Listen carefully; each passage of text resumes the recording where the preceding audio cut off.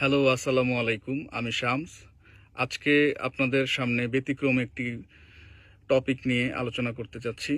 বিষয়টি হচ্ছে একটি বিরল রোগ। বিরল রোগটি নাম হচ্ছে পিআইডি।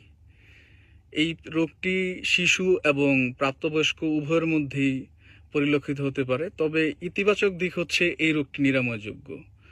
এই পিআইডি নিয়ে বর্তমানে গুরুত্বপূর্ণ ভূমিকা পালন করছে পিআইডি পিএইচবি নামক একটি সংস্থা।